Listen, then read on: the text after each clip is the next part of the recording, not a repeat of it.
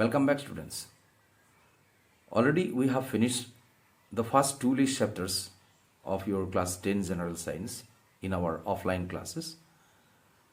Since we are starting our online classes from Devi Fourier study, and this is the first online class of general science in this session, and we are starting today the third chapter of your general science, that is metals and non-metals. Remember, this is a very important chapter, and in this chapter, we will definitely try to understand metals, their physical and chemical properties, the non-metals, their physical and chemical properties, reactions of metals and non-metals with different reagents like air, water, acids, bases, and so many things in this lesson we are going to discuss. So let's start this lesson. Okay. So what are metals? We have come to know about metals from our lower classes. Even in our class 7 and 8 standards, we have learned a lot of things about metals. Metal, this is originated from the Greek word that is metallon. From the word metallon, in science we are using the word metal, or even in English we call it metal.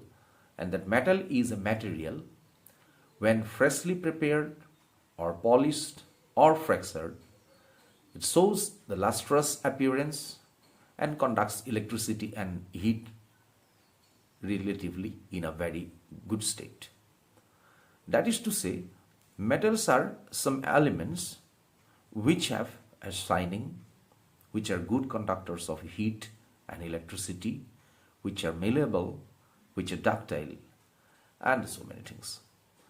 On the other hand, non-metals, they are also certain elements, and basically they are the natural materials that do not conduct heat or electricity, and they are structurally brittle so that they can easily be rolled, molded, or pressed.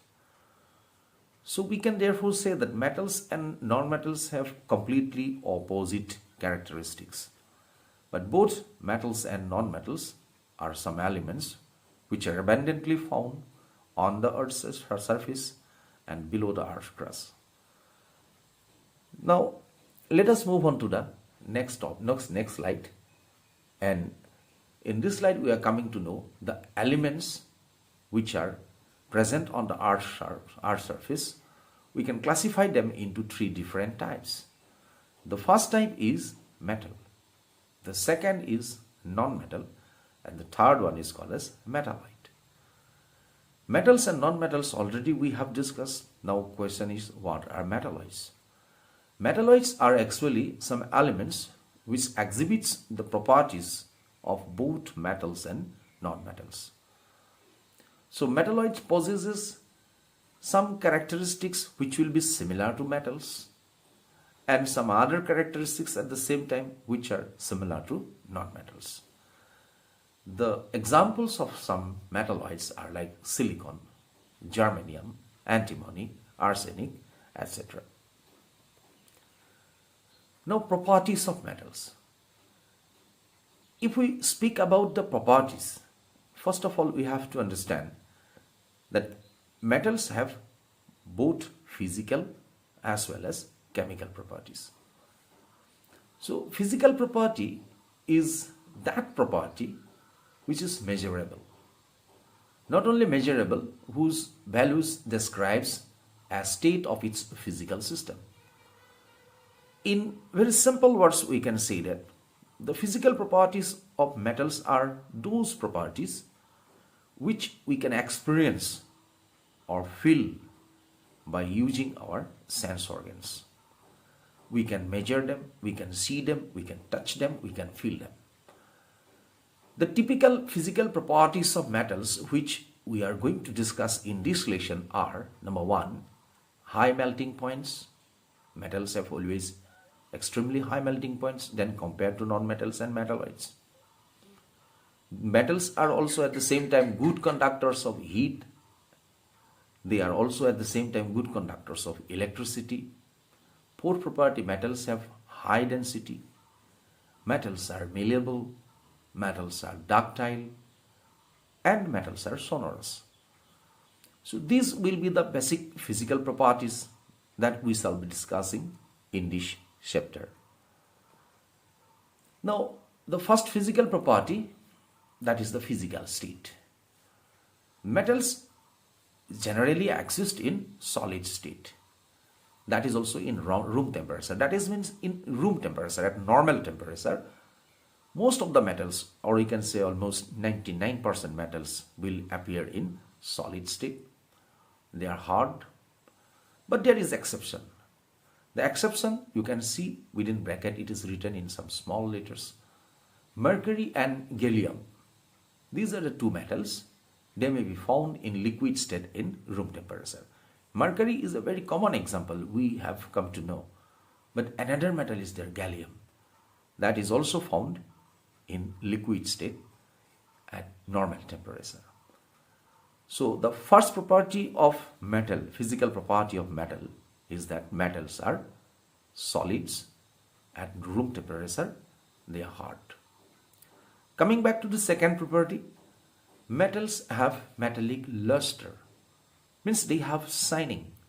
So metals, they shine in their pure state, or when polished, they give a highly refractive surface, and it will shine like anything. But non-metals usually do not shine, or metalloids usually do not shine. Metals, obviously, they will shine much brighter than the other two elements. Coming back to next is malleability. So metals can be made into thin sheets by hammering. If we hammer a metal, instead of breaking it down into pieces, the metal will become flat and will get converted into sheets. We can see diagrams, metals like gold. You can see the first diagram below in the left hand side. These are the gold metal. In the middle one, mercury. You can see this metal is appearing in the liquid state. And in the third picture, you can see a hammer is used to beat a piece of gold, and then gold will be converted into thin sheets. Coming back to the next slide. The physical property of metals, we are coming back to number 4, and it is ductility. Ductility is this, that metals can be drawn into wires. Gold and silver are the two metals with maximum ability to become wires. Means you can say that they are more ductile, and more easily wires can be obtained from gold and silver. For example, you can take 1 gram of gold can be drawn into a wire of about 2 kilometers long from 1 gram of gold. Conduction of heat is the fifth property. Metals are very good conductors of heat. They have high melting points. So if you put one end of the metal in fire or in a flame, very quickly you will find that the other end of the metal also will become extremely hot. It is because the heat through the metal is being conducted from one end to the other end.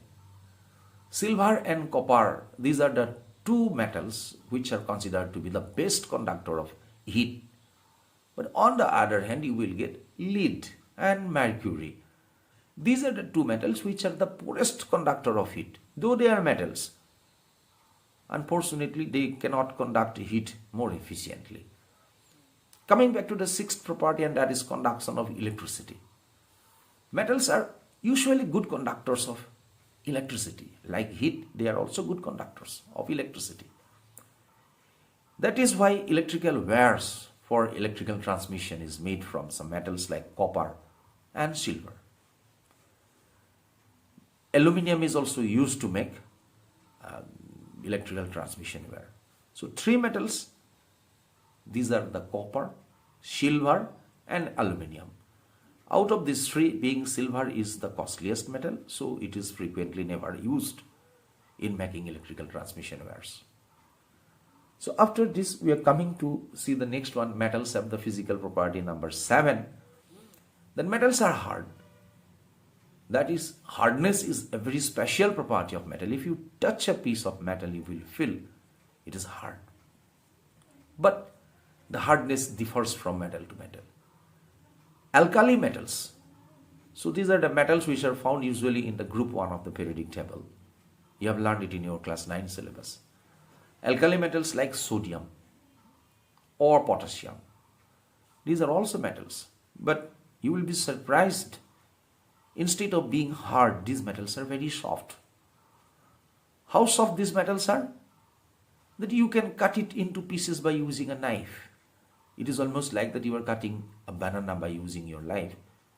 Exactly similar to that. These two metals like sodium and potassium are so soft, instead of being hard, that you can cut them into pieces. Coming to next property number 8, that is melting and boiling points. Metals have extremely high melting points as well as high boiling points. For example, tungsten. You have heard about this. Tungsten is used in making the bulb filament. Not only tungsten, another metal is there, wolfram. So tungsten, wolfram, etc. are the metals with the highest boiling point, highest melting point. They will never melt or boil at ordinary temperature. You need to heat them to extremely high temperature. Only under that condition you can expect that these two metals will melt and then they will boil. On the other hand, the sodium and potassium, these two alkali metals that already we have mentioned, are having the lowest melting point. So they will melt very quickly. Coming to the next, the last but not the least property, that is sonorous. Metals are sonorous. Means if you strike a metal, then metal will produce a sound. For example, the school bells, they will always produce a sound when they are struck with some other materials. Metals are sonorous. So after discussing the physical properties of metal, now it's time to come to discuss certain things about the nonmetals.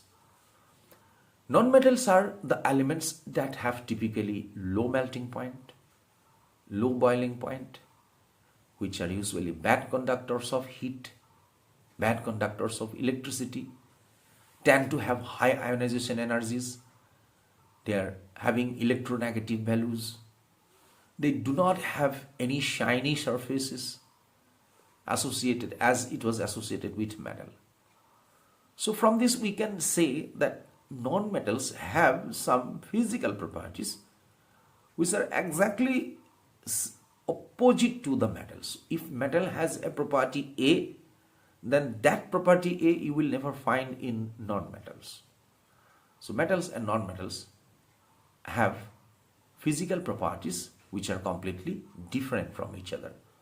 So let us discuss the nonmetals and their physical properties. So physical properties of nonmetal are number 1, low melting point. We got metals have high melting point, but nonmetals will have low melting point. At the same time, definitely it will have low boiling point as well. Second property, they are poor conductors of electricity. Third is they are poor conductors of heat, but metals were good conductors of both. Metals have low density. Non-metals have low density, but we got that metals have high density. And here in metals, non-metals we are getting it, it is non-metals have low density. Non-metals are non-malleable, which you just cannot beat them to convert them into thin sheets. They are non-ductiles, you cannot make wires out of non-metals, and at the same time they are non-sonorous.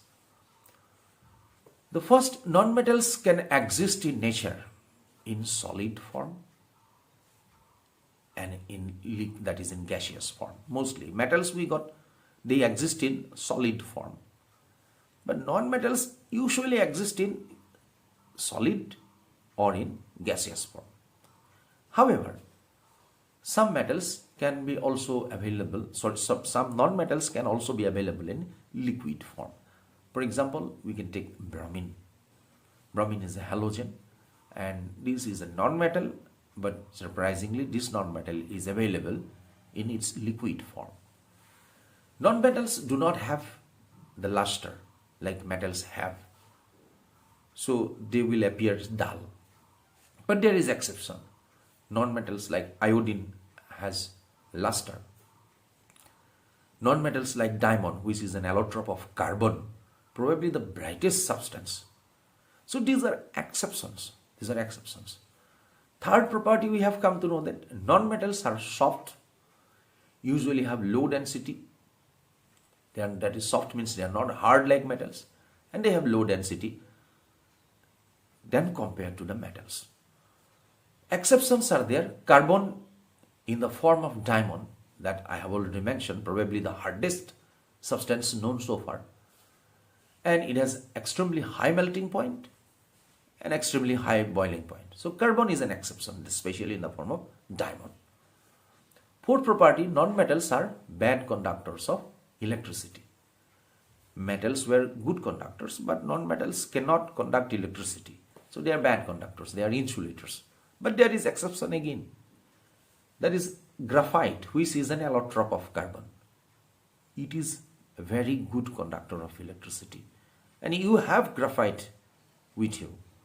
You have a lead pencil. We call it as a lead pencil, but surprisingly in a lead pencil there is no lead, but there is graphite, which is an allotrope of carbon.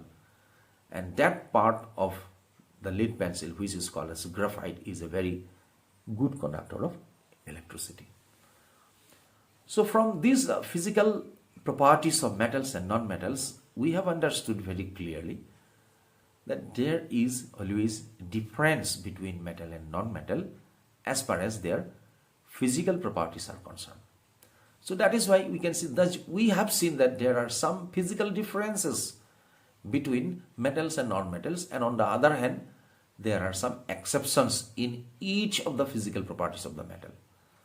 That is the reason why we can say that it is very difficult to actually discuss or distinguish metals and non-metals on the basis of their physical properties.